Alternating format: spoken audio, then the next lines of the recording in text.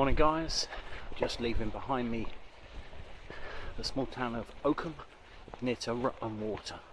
I caught the train up from Corby to Oakham this morning and I'm going to walk around Rutland Water.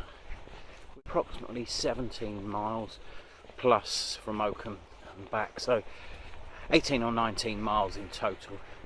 Fortunately I don't have time to do the full circuit including the Hambleton Peninsula, so that would take it to 26 to 28 miles and I just don't have time before my return train from Oakham to Corby later. But anyway, it's quite an interesting place and I'll show you as we go along.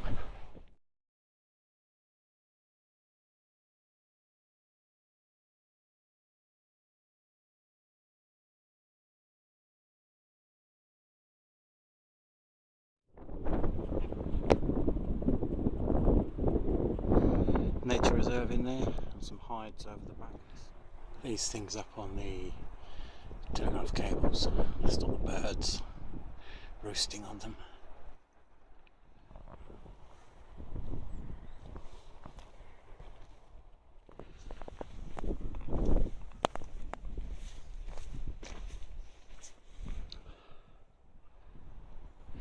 Just getting a glimpse there. I'm sure there'll be better views of Rutland Water. Lux Hill, centre of screen, and the peninsula is now the other side of the water. It's a big U-shaped reservoir, Rutland Water, created in the 1970s. The village of Nether Hambleton was lost. This area was chosen for their clay. The dam is actually 1,200 metres long, which is quite well hidden. The largest man-made lake in Western Europe. That's funny, some people just went past on a tandem. They rang the bell so I could step out of the way, and as they went past, the woman sat on the back. There's got a massive brown line of mud all the way up her bum and up her back to the bottom of her hair, and she probably has no idea. Oh dear. This is cool, very high water in there, it's right up almost to the path.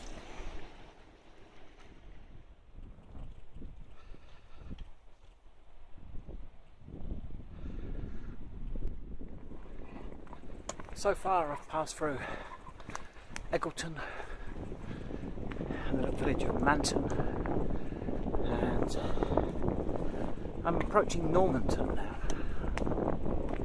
Hasn't been the most picturesque start to the walk. I'm about 5.5 miles in. I'm walking round anti-clockwise. I know up ahead at Normanton there's an old church that is actually underwater, partially underwater. They built up rocks around it to protect it. It was deconsecrated in 1970 when they built the reservoir, and it looks kind of strange built into the water. I did go there a few years ago, so I shall get some footage there and hopefully get a coffee break there. Did bring some sandwiches today, no stove, no brew or anything. Today's about just covering the miles, and if I've done nearly 20 miles by the time my train goes back later, I'll be very happy indeed. It's an easy walk, not particularly hilly, although, as you can tell, I'm slightly out of breath from that last little section. I've been walking at a good old pace, so very happy so far. So this footpath, shared access path, cyclists and pedestrians. I notice it's got a couple of names: Rutland Round, which is a footpath that circles around most of the county of Rutland. And this bit is also part of the Macmillan Way, which traverses diagonally across the country and was set up as a method of raising money for the Macmillan Cancer Trust. Not sure its full length, and not sure where it terminates, but I will only be following Rutland Water all the way round.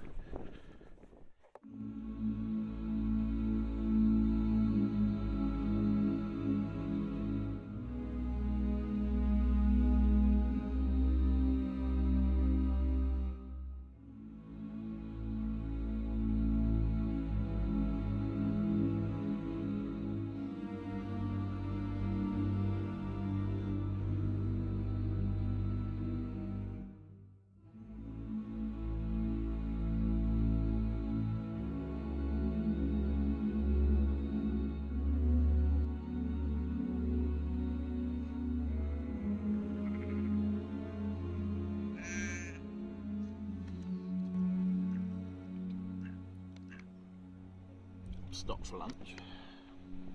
Normanton, Crazy Fox Cafe. Got some Lucozade for the journey, hot chocolate for now, some crisps and a bit of cake.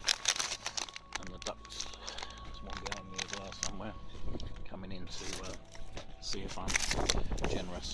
Little do they know. Oh, for now they saw me chuck my crisp packing in the bin. Little do they know I've got cake as well.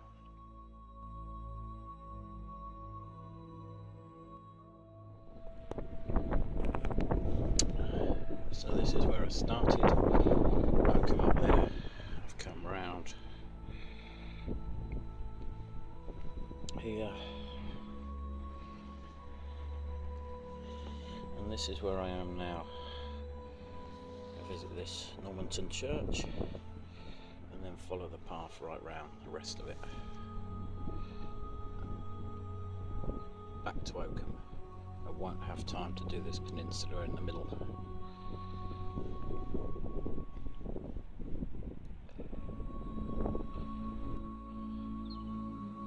There we go, Normanton Church, in the middle of Rutland Water, man-made lake.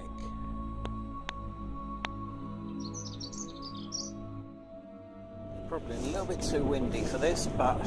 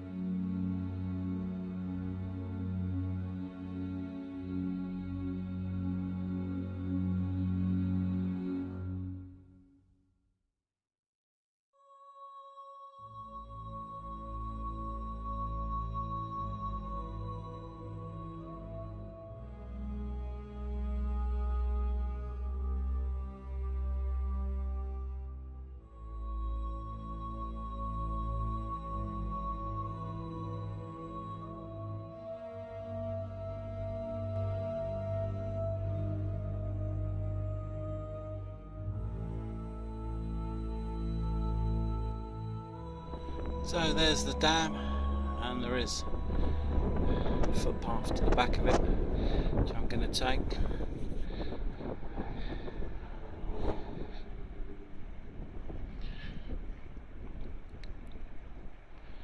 In total that's 1200 metres long. Not quite as impressive as the Hoover Dam and various other dams in Grand Canyon and places like that, which I visited a few years ago.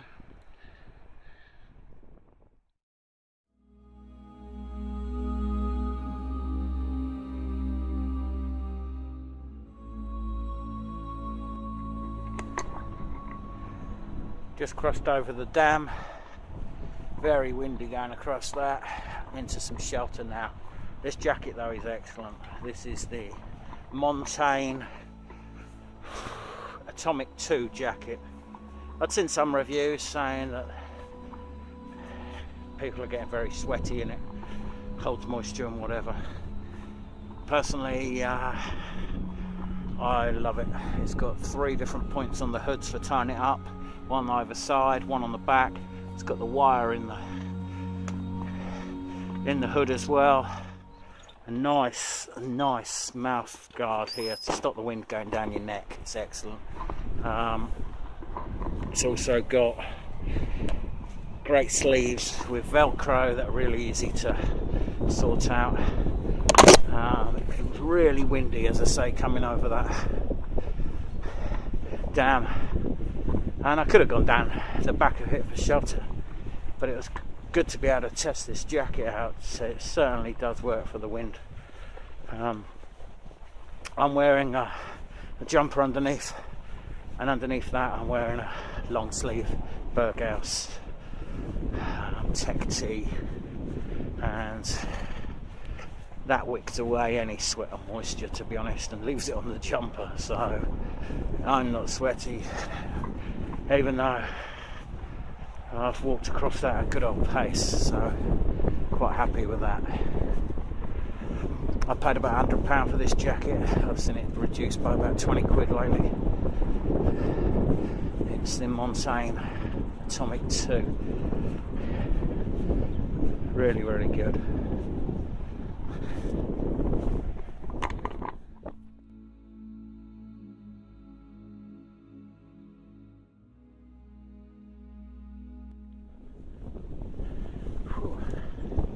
Yeah, going's really good. I timed the earlier section. In 4 hours I covered 11 miles, including approximately 15 minutes stop at the cafe. So yeah, that's pretty good. Just a shade under 3 miles an hour, and that includes the stop. I have stopped numerous times to make videos and take photos and whatever, but they're only very, very short. So I'm keeping a good pace. 3 miles an hour is good. As I said, it's graded easy. It's very level terrain. This it's a cycle route, footpath, and the further away I am from car parks, like now, the less people I see on this route.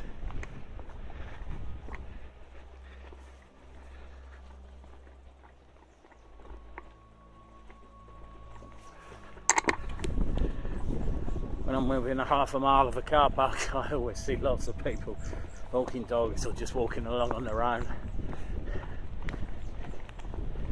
When I'm on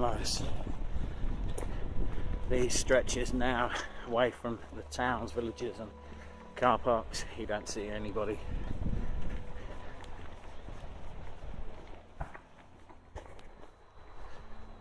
Well, cracking on now. Nothing really major of interest to video or see on the route, just a basic test of improving fitness and endurance. Approaching a road now, and I've noticed from the map that the footpath follows the route of the road, so it'll probably be noisy, hence I'm checking in now, because then I've got a few miles along the side of the road or very close to a main road, and then I'm back towards Oakham, so I'll check in again then. But I've enjoyed the walk.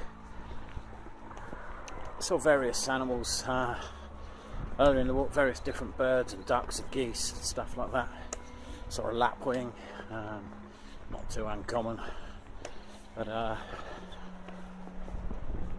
yeah, I've enjoyed the walk. Shame it's so dull and overcast, but that's the weather in this country from time to time. Some interesting chalets here I shall cut out.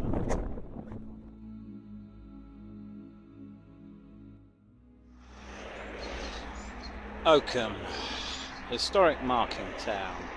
So I'm coming up to where I started my walk and just saw this sign, so I thought I'd take a look.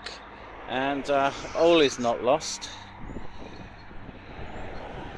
as number 6 on the map is the award-winning public toilets. These toilets are located in Church Street opposite All Saints Church and includes a town information board. Bicycle racks are located in the car park.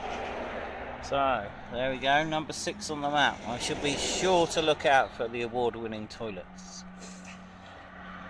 There is also a castle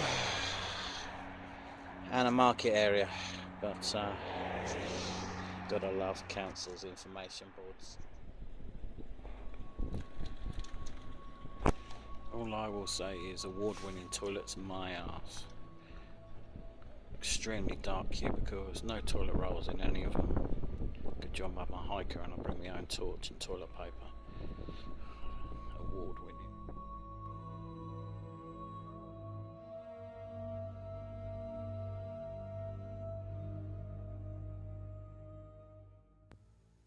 This is why it's probably best to buy your train tickets at the kiosk and ask what your options are.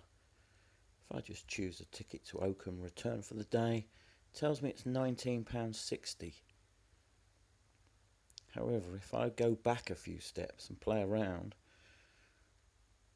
there was an option not via Leicester, not via a lot of places. Choose that, return, and then suddenly the price is only £9.70. I could have easily got exactly the same train and paid twice as much money. Robbing, yeah. Thanks for watching, guys. My total walk was 18 miles in 6 hours. So I'm very happy with 3 miles an hour, including a few little stops.